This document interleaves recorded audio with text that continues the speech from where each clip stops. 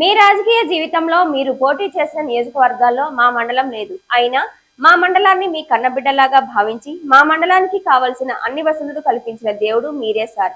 Mulakalapalli palm oil రైతుల ఆత్మీయ సమావేశంలో మంత్రి తుమ్మల చేసిన అభివృద్ధి పనుల గురించి చెబుతూ ఉద్యోగంగా మాట్లాడిన రైతు. మందుకట్ట రైతు తెచ్చుకోవాలన్నా మాకు బయటికి రవాణా మార్గం లేదు. ఏదైనా రోగం వస్తే ఆ దేవుడి మీద భారం వేసి బతకటం తప్ప మాకు ఎటువంటి సౌకర్యాలు దోచుకోలేని గ్రామం మాది.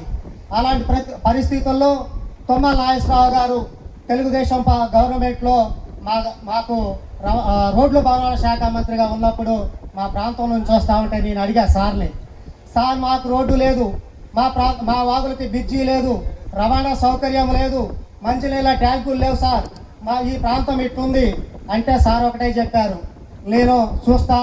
అప్పుడే తాటిగారు ఎమ్మెల్యే ఉన్నప్పుడు కూడా చెప్పారు, ఈ ప్రాంతం అంతా కొద్దిగా విజిట్ చేసి నాకు చెప్పాలని చెప్తే ఆనాడు నేను తుమ్మల నాగేశ్వరరావు గారిని వదలకుండా పట్టి కొబ్బరపాడు పాములేరు వాగు బ్రిడ్జి, తిమ్మంపేట పాములేరు వాగు బ్రిడ్జి సాధించుకొని ఇవాళ ఆ ప్రాంతం ప్రజానికం అందరూ కూడా ఇవాళ చక్కగా గుండె మీద చేసుకొని నిద్రపోయే పరిస్థితి వచ్చింది.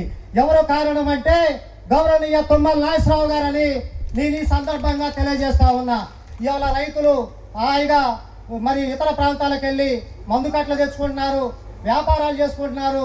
ఇవాళ చదువుకోవటానికి కానీ అనేక మౌలిక సదుపాయాలు కల్పించినటువంటి తుమ్మల నాగేశ్వరరావు గారికి నేను మా ప్రాంతం తరఫున మేము కృతజ్ఞతలు తెలియజేసుకుంటున్నాను.